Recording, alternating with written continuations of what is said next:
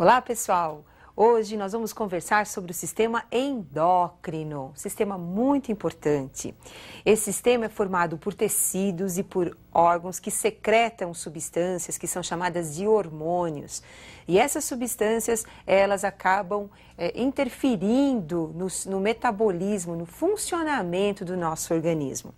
E são sobre essas glândulas que nós vamos iniciar a nossa aula, mostrando aonde que ficam localizadas as principais glândulas do corpo humano. Então, observem, por favor, as nossas glândulas endócrinas. Então, nós temos a hipotálamo, uma glândula importante que ajuda no controle da hipófise. E a hipófise que vai controlar as diversas glândulas que nós temos aí no nosso organismo.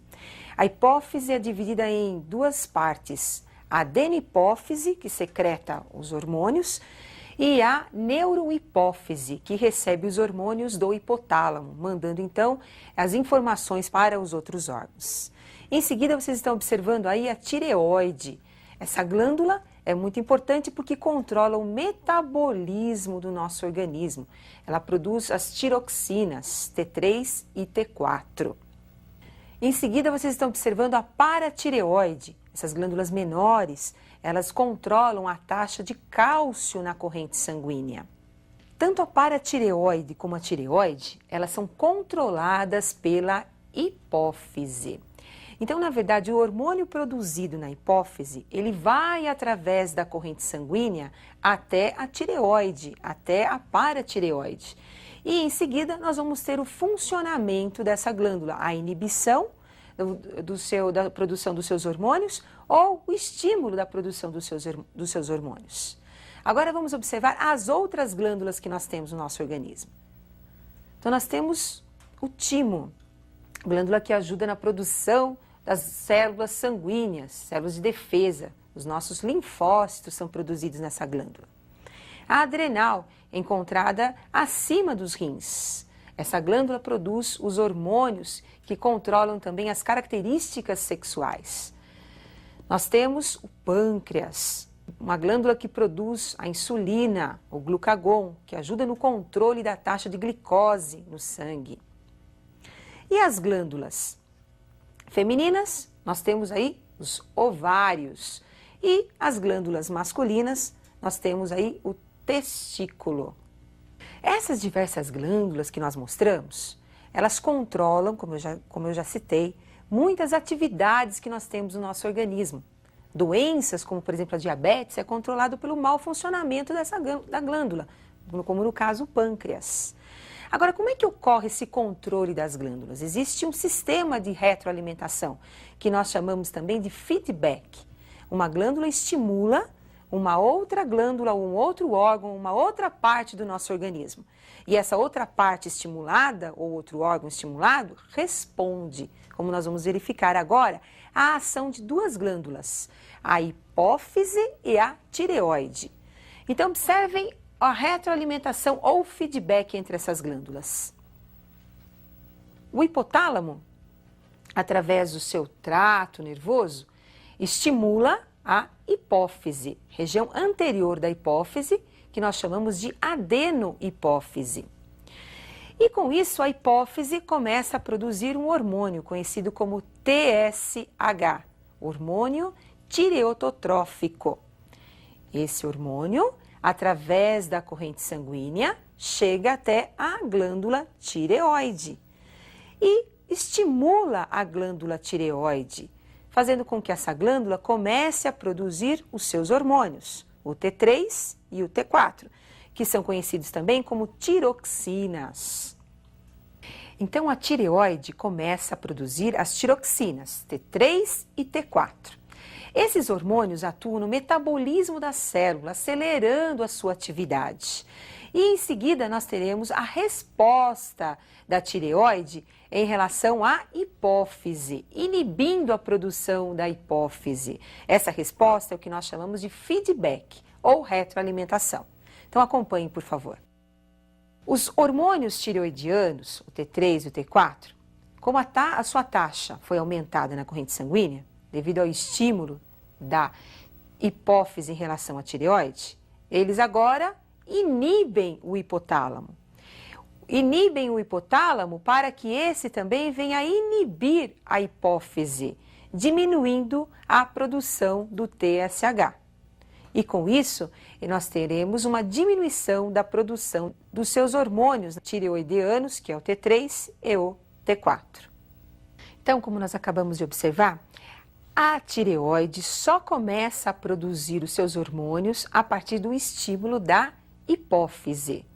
Quando a tireoide aumenta a taxa dos seus hormônios na corrente sanguínea, ao mesmo tempo a hipófise é inibida pelo sistema nervoso, diminuindo a produção dos seus hormônios, diminuindo então a sua ação em relação à tireoide, que também diminui a produção dos seus hormônios. Então, esse conjunto de atividades das glândulas é o que nós chamamos então de retroalimentação do sistema endócrino. Agora, um outro processo importante, conhecido como ciclo menstrual, também é controlado por vários hormônios.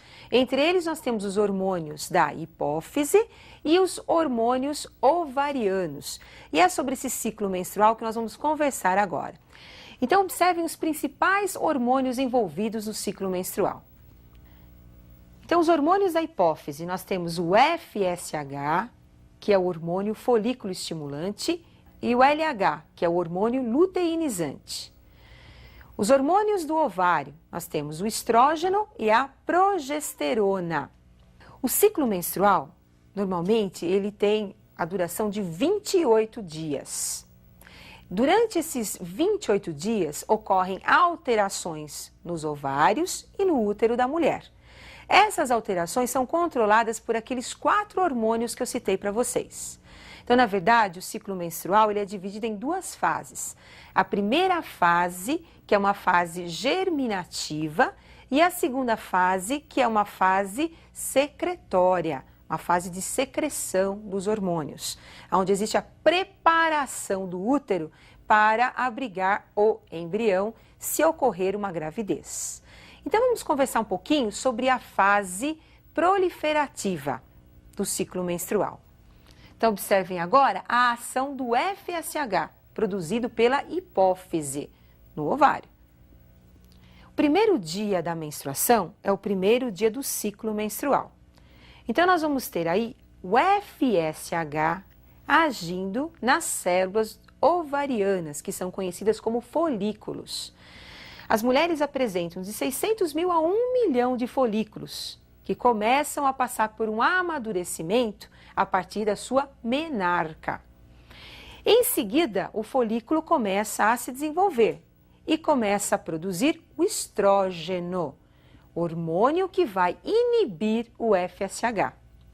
Então, percebam, a hipófise produz FSH. Um folículo é estimulado, um folículo em relação aos milhares de folículos que nós temos no ovário. E as células foliculares vão amadurecendo e passam a secretar o estrógeno. O estrógeno agora sai do ovário e, através da corrente sanguínea, chega à hipófise e inibe o FSH. Por quê? Porque o FSH estimula os folículos. Se ocorrer uma inibição do FSH, outros folículos não irão passar por um processo de maturação durante o ciclo menstrual. Então, é apenas um folículo que sofre a maturação.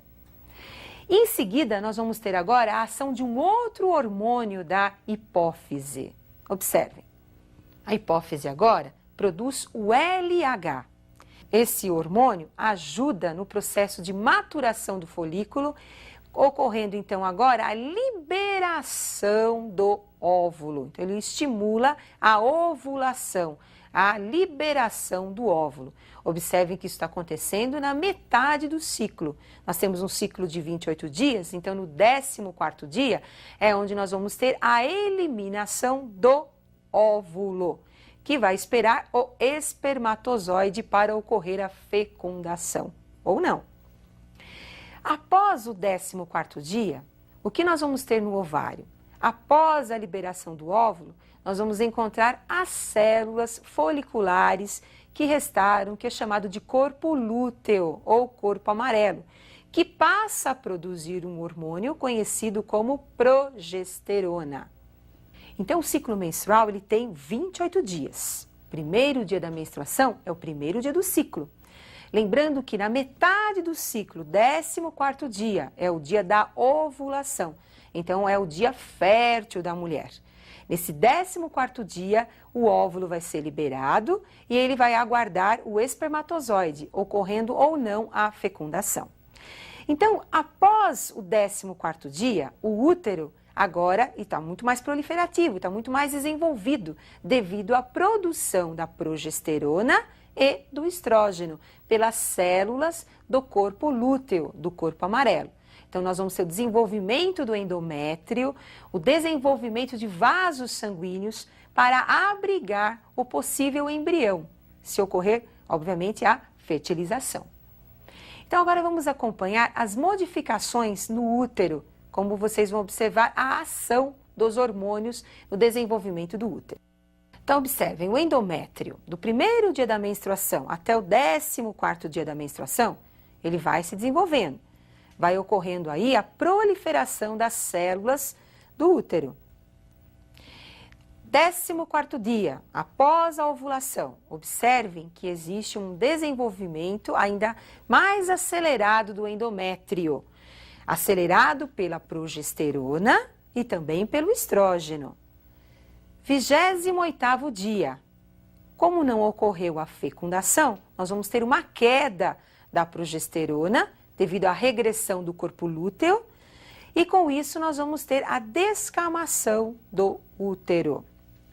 Então, nós mostramos um ciclo menstrual de 28 dias. Lembrando que o 14º dia é o período fértil da mulher. Na verdade, é o dia fértil da mulher. E como o óvulo ele tem de 24 a 48 horas de durabilidade, então nós vamos ter aí um período fértil de mais ou menos 3 dias antes do dia da ovulação e 3 dias após o dia da ovulação. Lembrando que esse ciclo em algumas mulheres, ele pode ter 30 dias, 35 dias. Agora, o ciclo menstrual, ele é muito importante, principalmente os hormônios produzidos pela hipófise e os hormônios produzidos também pelo ovário, você não pode esquecer. Então, sempre dá uma estudadinha, porque isso é muito importante para o vestibular. E eu vou aguardar você para a nossa próxima aula de biologia. Até mais, pessoal!